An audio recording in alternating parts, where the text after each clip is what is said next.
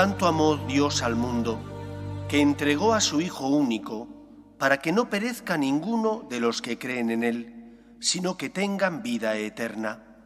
Porque Dios no mandó su Hijo al mundo para juzgar al mundo, sino para que el mundo se salve por Él. El que cree en Él no será juzgado, el que no cree ya está juzgado, porque no ha creído en el nombre del Hijo único de Dios. Palabra del Señor.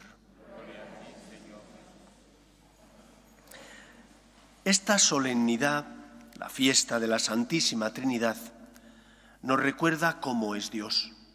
Los cristianos creemos en un único Dios, pero en tres personas divinas. Un único Dios que es el creador y dueño de todo lo que existe, pero que no vive en soledad, sino que vive en comunidad, vive en unidad, en el amor. Ese Dios Padre, Dios Hijo y Dios Espíritu Santo es un único Dios, pero tres personas divinas. Iguales esas personas divinas en su dignidad, iguales también, por tanto, en su santidad, pero distintas en sus relaciones. De igual manera que un padre o una madre pueden tener varios hijos y todos sus hijos son suyos y a todos les quieren, pero con cada uno de ellos, porque son distintos, tienen una relación distinta con ellos. Quieren a todos, pero con unos hay quizás más unidad que con otros, que no se trata de que le quiera más, simplemente que es distinto y que a lo mejor son más afines.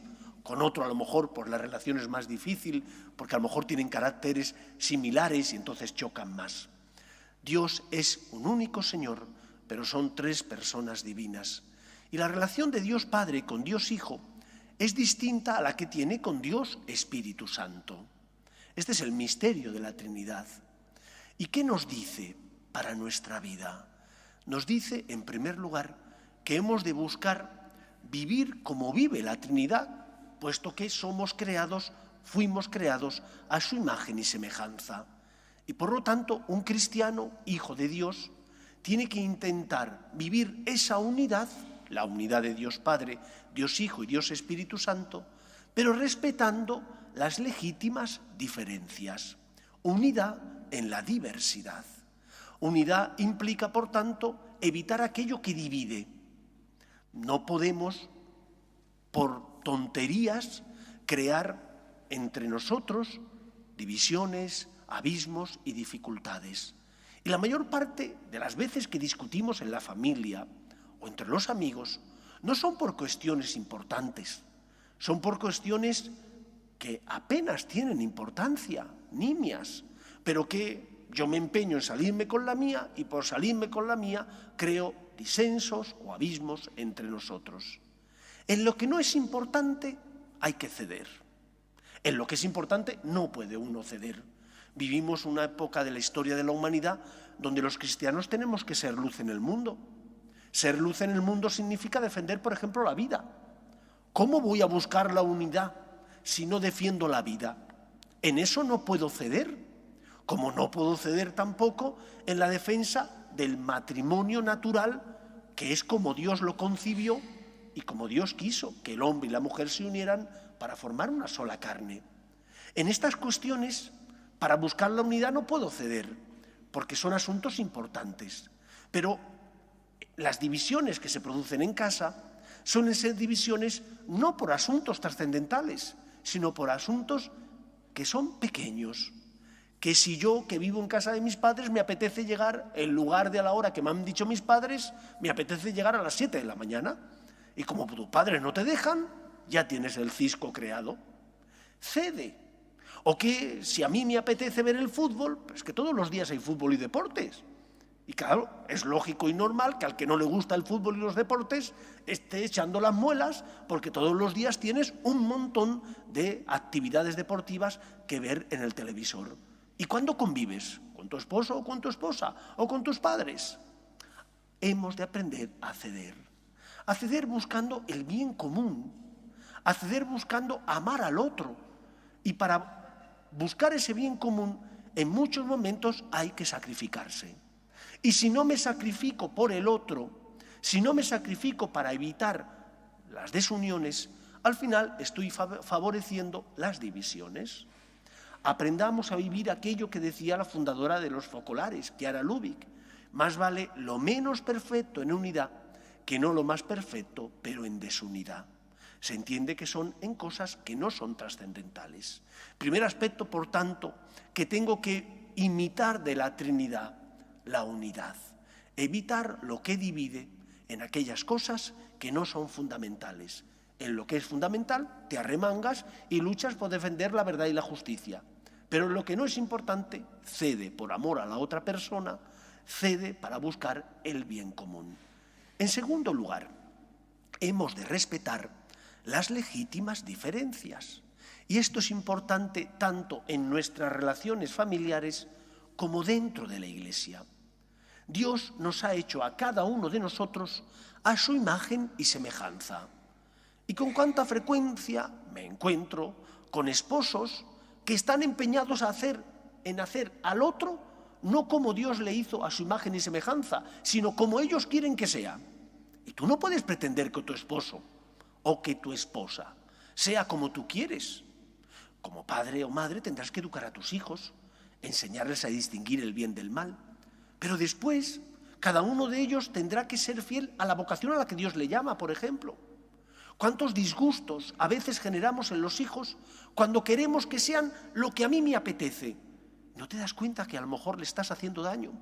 ¿No te das cuenta que a lo mejor le estás imponiendo cosas a las que no tienes derecho y estás, por lo tanto, privando a tu hijo de la libertad que Dios le dio y de la vocación a la que le llamó? ¿Cuántas veces cuando los hijos le dicen a sus padres a lo mejor que quieren ser curas, los padres se echan las manos a la cabeza?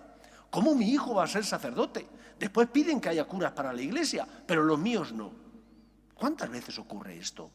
No hagas al otro como a ti te apetece que sea. Respétale, quiérele como él es, con sus rasgos temperamentales, que tendrá que pulir en aquello que no es bueno, pero que tendrá que ser él, con la ayuda de la gracia de Dios, y tu misericordia, tu paciencia y tu perdón, los que le ayuden a que poco a poco vaya mejorando. Pero respétale. Eso en nuestras relaciones familiares y sociales. No querer hacer al otro como a mí me apetece, sino al contrario, respetar al otro. Y en la Iglesia, ¿cuántas veces en la Iglesia, dentro de la Iglesia, en lugar de mirar al otro que pertenece a esta parroquia o a este movimiento, los miramos con sospechas? Es que a mí no me gusta lo que ellos dicen ni cómo viven. Pues no vayas a sus reuniones. Si a ti no te gusta, pero está aprobado por la Iglesia, como un carisma más, respétalo. No quieras imponer a los demás un camino que a lo mejor tú tienes que seguir, pero que ellos no.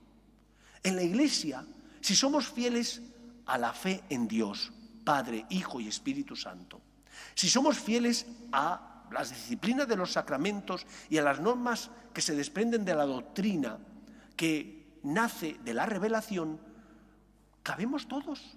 Siendo fieles a ello, podemos ser distintos en otras cosas. Y porque hay distintos carismas, hay distintos caminos para seguir al Señor, cada uno en función de su forma de ser. Hay personas que necesitan una oración pues más vocal. Quiero pensar, por ejemplo, los carismáticos, que necesitan hacer hincapié en la alabanza. Otros necesitan más el silencio. Otros a lo mejor más la actividad. Y su corazón les llama más a darse a los demás porque ven en ellos el rostro de Cristo. Todos los carismas son fundamentales. Ninguno puede ser excluyente. Ninguno agota la riqueza de la Iglesia. Al contrario, todos ellos sirven como carismas y llamadas del Espíritu para ayudar a solucionar problemas concretos que surgen en la Iglesia y en nuestro tiempo.